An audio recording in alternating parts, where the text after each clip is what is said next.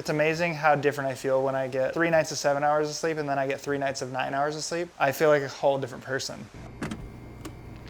I've heard you like to sleep. I've also heard that you like to go to bed earlier than my 2-year-old daughter. Is that true?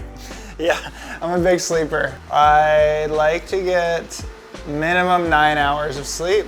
If I get any less, I start to feel it, especially after a couple days in a row. I just feel my best when I sleep 9 to 10 hours. Yeah, after big sessions, it can be pretty hard to wind down, especially if the session kind of runs late. After surfing pipe and stuff, after big days like that, it can be hard to wind down. I have several ways that I do it. One is just trying to eat dinner as early as possible.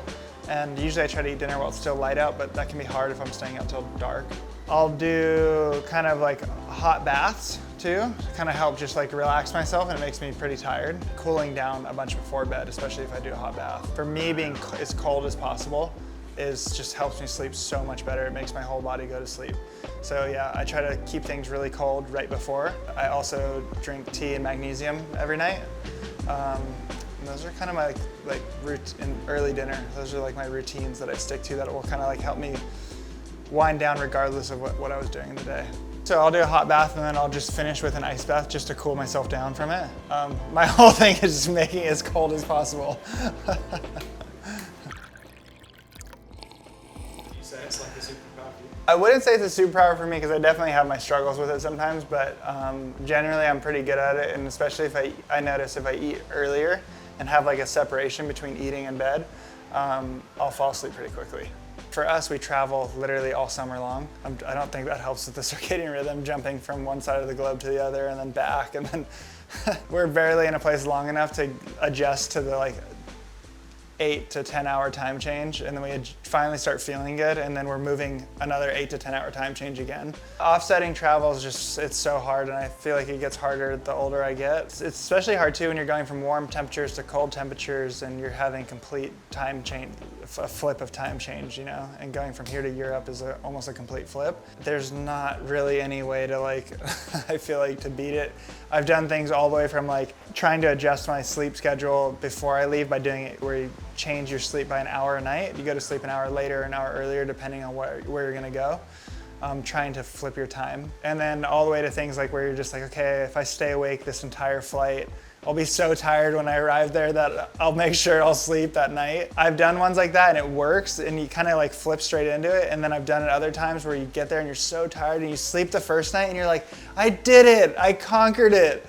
And then the next night comes around and you're so tired at like 3 p.m. and then you finally fall asleep at 7, and then you wake up and you're like, oh no, it's still dark out. And you're like, I don't want to look at the time. Don't look at the time. And you look at the time and it's midnight and you're like, no! Last year I kind of found that the best way for me to get over it was not stressing on it. And it just went, okay, I'm awake. Like, this is what it is. I'm just gonna be awake. And I would just wake up and have coffee and just start my day whenever I was waking up. It was kind of weird. I got used to this like waking up in the dark thing, and I would like start to like it. And then all of a sudden it's gone and you've transitioned into where you are. I have my phone on one of those settings where it's just at like 7:30, everything shuts down to do not disturb, max level, don't talk to me. That's kind of like a good routine for me on the tech side of it, is like just kind of like shutting out and being like here at home. I don't like disregard it completely. And do you find it quite easy to sleep anywhere?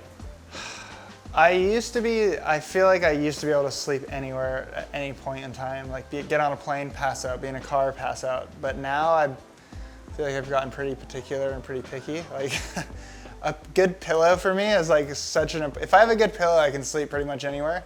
But it's just like having the right height of a pillow. If my pillow is like too thin, it pisses me off so much. Yeah, usually when we get to places for events and stuff, if I don't have a good pillow, I'll go on a pillow hunt.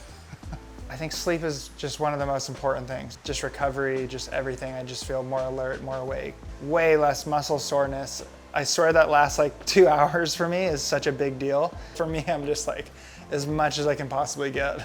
Your body does adapt. You do adapt to like not enough sleep, because like we go and do boat trips on the boat and stuff, and that's like a whole different type of thing. You know, you go through these weeks where you get minimal sleep, 4 hours a night, and like, you know, if I was getting 4 hours a night right now, I'd be like freaking out. I'd be like, I don't feel good. Like things aren't good, but it's weird how like when you're in the environment for that, you just adapt to it. Like when you're on the boat, you get 4 hours a night for a week straight and you're like, it is what it is. I'm here and I'm doing it.